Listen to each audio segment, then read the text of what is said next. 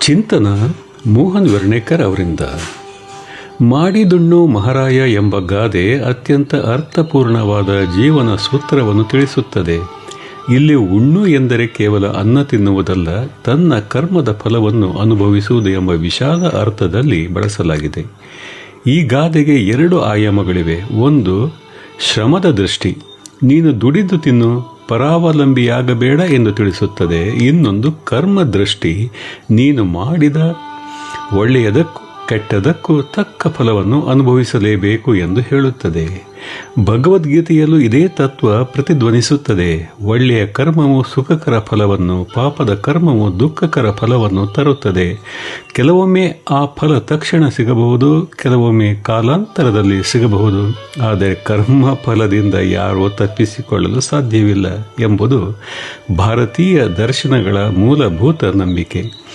ಭಾರತೀಯ ಕರ್ಮ ಸಿದ್ಧಾಂತವನ್ನು ಅತ್ಯಂತ ಸಂಕ್ಷಿಪ್ತವಾಗಿ ಹೇಳುವ ಒಂದು ಪ್ರಸಿದ್ಧ ಸಂಸ್ಕೃತೋಕ್ತಿ ಇದೆ. ಅವಶ್ಯ ಮನುಭೋಕ್ತವ್ಯಂ ಕೃತಂ ಕರ್ಮ ಶುಭಾಶುಭಂ. ಅಂದರೆ ಮಾಡಿದ ಶುಭ ಅಥವಾ ಅಶುಭ ಕರ್ಮದ ಫಲವನ್ನು ಅನುಭವಿಸಲೇಬೇಕು. ನಮ್ಮ ಪೂರ್ವಿಕರು ಬಿತ್ತಿದಂತೆ ಫಲ ಸಿಗುತ್ತದೆ, ಏನು ಬಿತ್ತುತ್ತೇವೋ ಅದನ್ನೇ ಕೊಯ್ಯಬೇಕು ಎಂದು ಅತ್ಯಂತ ಸರಳವಾಗಿ ಹೇಳಿಬಿಟ್ಟಿದ್ದಾರೆ. ಇದರ ಜೊತೆಗೆ ಇನ್ನೊಂದು ಸೂಕ್ಷ್ಮ ಅರ್ಥವು ಈ ಗಾದೆಗೆ ಇದೆ.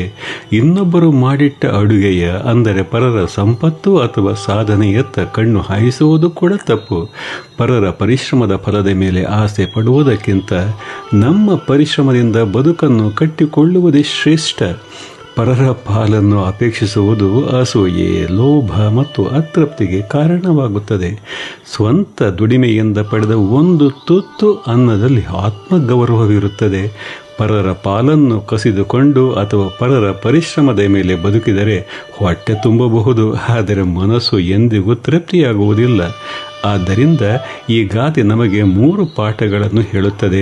ದುಡಿದು ಬದುಕು, ಪರರು ಮಾಡಿದ್ದರ ಬಗ್ಗೆ ಕಣ್ಣು ಹಾಯಿಸಬೇಡ, ಮತ್ತು ಮಾಡಿದ ಕರ್ಮಕ್ಕೆ ತಕ್ಕ ಫಲವನ್ನು ನೀನು ಅನುಭವಿಸಲೇಬೇಕು.